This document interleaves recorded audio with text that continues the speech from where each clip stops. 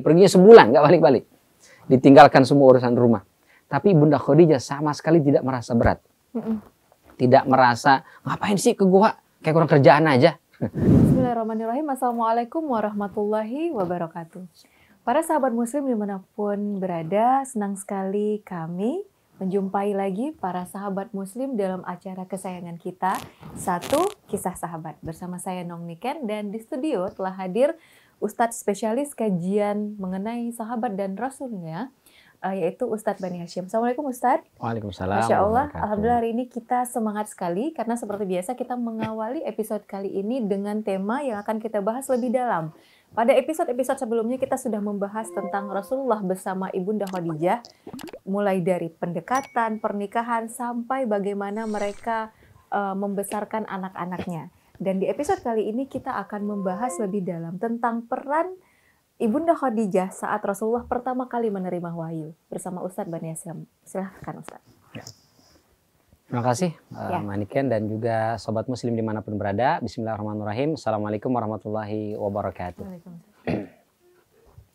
Alhamdulillah wassalatu wassalamu ala rasulillah wa ala alihi wa ashabihi wa mawalah. La hawla wa la quwata illa billah. Amma ba'd. Sobat muslim dimanapun berada, kita di kesempatan sebelumnya sudah berbicara tentang bagaimana Ibunda Khadijah dan juga Nabi kita Muhammad SAW mereka mengurus rumah tangganya, melahirkan anak-anak pribadi-pribadi yang luar biasa mulia di dalam keluarga yang penuh dengan kemuliaan.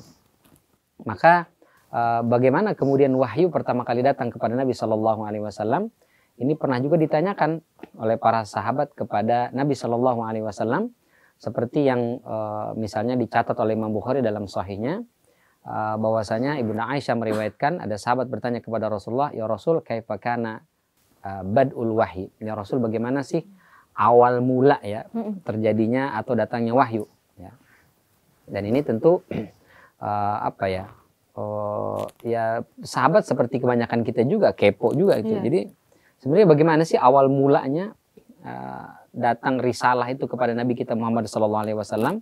Apakah langsung bisa diterima ataukah mungkin ada awalnya ragu, bingung dan seterusnya gitu? Maka sahabat bertanya. Lalu kata Nabi SAW, pertama kali wahyu datang kepadaku itu adalah ar-ru'ya as-sadiqah, mimpi yang benar. Apa makna mimpi yang benar? Kata Rasulullah SAW, kana la ya'ti fil manam illa mithla falaqis subhi. Ketika Rasul tidur lalu bermimpi, itu Rasul mimpi melihat sunrise. Matahari terbit. Seperti cahaya pancaran matahari terbit. Falaqis subhi. Bahasa kitanya mungkin sunrise lah ya gampangnya.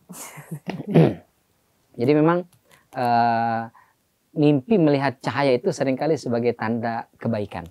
Ya, jadi mimpi itu secara umum kata para ulama terbagi tiga. Ada namanya mimpi dari Allah, ada namanya mimpi dari syaitan, dan ada namanya mimpi hadithun nafs. Bukan dari Allah, bukan dari setan, tapi alam bawah sadar kita. Nah itu mimpi itu ada tiga. Yang pertama mimpi dari Allah. Ini seperti mimpinya para nabi dan rasul. Kita mungkinkah bermimpi dari Allah? Mungkin saja. Seperti misalnya sobat muslim dimanapun berada, ragu memutuskan satu perkara. Misalnya ada sobat muslim yang wanita, datang 3 laki-laki melamar. Yang satu misalnya anak konglomerat, satu anak pejabat, satu anak tentara misalnya kan. Milih yang mana nih? Semuanya ganteng, semuanya baik, semuanya soleh. Maka kemudian kata Rasulullah, kalau kamu ragu memilih satu urusan, maka sebelum tidur sholat 2 rakaat. Disebut dengan sholat sunnah istikharah. Ya. Minta petunjuk kepada Allah. Lalu tertidur. Nah itu bisa jadi Allah akan memberikan petunjuk lewat mimpi. Pagi-pagi mimpi. Saya mimpi melihat ada senapan, tembak-tembakan. Apa maksudnya? Terima lamaran anak tentara. Gitu.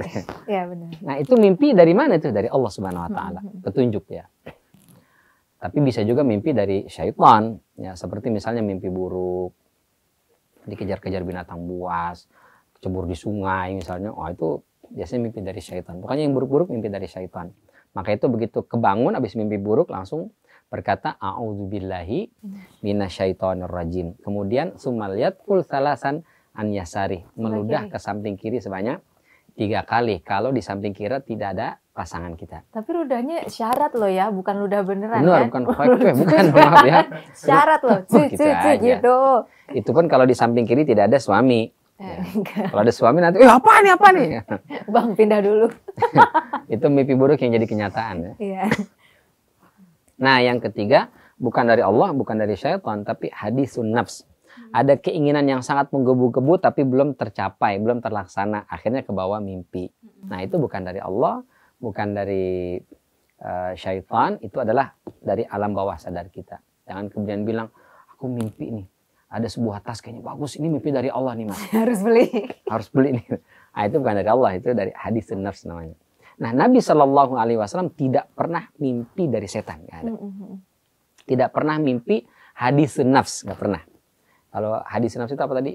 Bawaan dari alam sadar karena menginginkan sesuatu nggak kesampaian. Rasul nggak pernah mimpi itu. Karena Rasul tidak pernah menginginkan sesuatu secara berlebihan yang belum tercapai sampai akhirnya ke bawah mimpi. Nggak pernah. Rasul menginginkan sesuatu, kalau dapat alhamdulillah, enggak ya sudah gitu. Maka tidak sampai ke bawah mimpi. Maka ketika Rasul bermimpi disebutnya ar-ru'ya as-sadiqah. Mimpinya pasti benar. Bukan dari setan, bukan tadi dari alam bawah sadar. Itu pasti dari Allah Subhanahu wa taala. Nah, apa yang Rasul lihat? Itu cahaya terang. Seperti sunrise tadi. Ya, jadi tidur mimpi kebangun. Ya Allah, kok saya melihat cahaya, apa maksudnya ini? Besok tidur begitu lagi, begitu lagi. Itu beberapa hari begitu mimpinya. Nah, setelah mimpi itu, Rasul berjalan, pergi kemana itu? Itu batu itu ngomong. Muhammad, Muhammad. Batu ngomong ini. Jalan lagi ada pohon. Ya Muhammad, anta Rasulullah. Pohon ngomong ini. Ketemu binatang, semua pada berbicara. Rasul pikir, apa saya sudah gila ini? Apa saya stres ini? Coba bayangkan ya. Iyalah. Kita lagi berjalan, tiba-tiba semua benda-benda yang kita lewati itu seperti memanggil-manggil. Bingung Rasulullah. Baliklah ke rumah Khadijah. Ke rumahnya. Wahai istriku Khadijah, apakah aku gila? Hah? Kenapa wahai suamiku? Aku jalan kemanapun wahai istriku, aku mendengar seperti ada yang manggil-manggil. Masa sih iya? Kemanapun berjalan, batu aja batu ngomong. Ya Muhammad, innaka Rasulullah. Saya ketemu pohon, ya Muhammad, innaka Rasulullah. Khadijah tolong ini, saya udah mulai stres nih kayaknya nih. Apa kata Bunda Khadijah? Wahai suamiku, innaka lasta majnun. Kau tidak mungkin gila. Tapi itu selalu wahai Khadijah. Tidak mungkin itu gila. Aku adalah istrimu, pasanganmu, aku sangat mengerti bahwa engkau bukan orang gila. Masya Allah. Ya sudah, Rasul tenang lagi. Besok mimpi, lalu berjalan begitu lagi. Itu secara psikologis ya, kejiwaan itu memang Rasul itu di fase di mana beliau itu bingung. Ini saya stres atau enggak, gila atau enggak. Itu fase-fase yang kejiwaan Rasul sangat tergoncang sekali. Ya. Dan disitulah peran Ibunda Khadijah. Setiap hari Ibunda Khadijah itu selalu bilang, kau tidak gila wahai suamiku. Kau adalah orang baik. Kau adalah orang yang sangat cerdas. Kau orang yang sangat bijak. Setiap hari.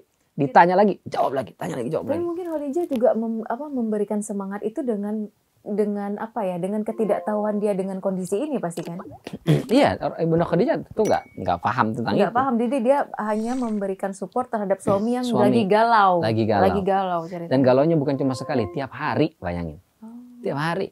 Suami aja ditanya, Mas, kamu sayang aku enggak? Tiap hari ditanya, bosan pasti itu. Iya lagi. Iya lagi. 3 minggu sekali, sebulan sekali aja rasanya kurang apa lagi? Cintaku, aku sudah menikahi engkau. Kita sudah punya anak, masih tanya apa lagi? Ustaz jangan gitu dong, itu terlalu menyindir saya. Ini suami saya nonton di rumah dia pasti ketawa nih lihat dia. Nah ini bayangkan Ibunda Khadijah setiap hari ditanya. Dan Ibunda Khadijah nggak mengalami itu kan? Maksudnya ya suaminya berangkat pergi biasa, tiba-tiba pulang kayak pucat pasti, kemudian kayak orang stres, kemudian ceritanya itu lagi gitu. Batu ngomong sama saya Khadijah ini. Kalau kita kan mana lah mungkin batu ngomong. Tapi Ibunda Khadijah Masya Allah ya, menenangkan selagi suaminya. Tidak suamiku, kau bukan orang yang stres. Allah tidak mungkin menghilangkan akalmu. Kau pasti normal. Ya, tapi kok bisa batu ngomong? Kalau kita jawab, ya sama sih juga kagak ngerti. Kenapa batu ngomong? Kan lama-lama pasti naik pitam juga dong. Biasa. Ibunda Khadijah nggak pernah itu. Masya Allah. Dan itu berlangsung kurang lebih 3 tahun. Masya Allah. Bukan cuma sehari 2 hari, 3 tahun. Nggak seminggu ya. Bukan seminggu, bukan sebulan. 3 tahun. menghadapi suami yang setiap hari menganggap dirinya stres, menganggap dirinya hilang akal karena setiap hari seperti mendengar suara-suara memanggil dari benda-benda mati. Kalau ada orang manggil ya, kayak ada orang manggil ya, mungkin masih masuk akal lah gitu. Batu manggil, Masya Allah, luar biasa. Tapi ada sebagian ulama mengatakan kenapa Ibunda Khadijah bisa bersabar, karena memang kita ceritakan di pertemuan-pertemuan sebelumnya, Ibunda Khadijah itu kenapa beliau dalam tanda kutip ngebet ingin menikah dengan Rasulullah, karena dulu Ibunda Khadijah sudah pernah bermimpi melihat cahaya masuk dalam rumahnya, lalu kata Warokoh, akan ada seorang nabi dan dia akan tinggal bersamamu. Maka Ibunda Khadijah di satu sisi ingin menenangkan suaminya, di satu sisi mungkin ini jawaban mimpi saya. Bahwa benar suami saya adalah seorang nabi. Mungkin suami saya adalah manusia yang dipilih oleh Allah Subhanahu wa taala. Tapi apa iya? Jadi Ibunda Khadijah sebenarnya juga sama ragu gitu. Antara bimbang, antara ragu, antara yakin, antara itu semua berkecamuk dalam benak Ibunda Khadijah. Tapi beliau simpan itu, beliau harus hadir di hadapan suaminya untuk menenangkan suaminya. Bayangkan kalau suaminya panik, bininya lebih panik, udah nggak karu-karuan itu. 3 tahun, bayangkan 3 tahun. 3 tahun. Berarti bukan kalau seandainya ada ibu-ibu, cewek ngeluh-ngeluh sama suaminya yang seminggu 2 minggu, suaminya bilang apa sih? Berarti kurang sabar ya. Berarti jangan berharap kita ingin disandingkan dengan Ibunda Khadijah. Ya. Lewat. Ada sebagian orang yang bilang ke suaminya, Mas, tolong jadikan aku sebagai Khadijah. Alah. Nah itu gimana kita mau jadi Khadijah ya? Salah dikit aja ngambek. Itu luar biasa Ibunda Khadijah. Betapa sabar bertahan. Sampai akhirnya kemudian kata Rasulullah, setelah aku mimpi lihat itu, maka hubbiba ilayya tahannus. Atau hubbiba ilayya al-khala.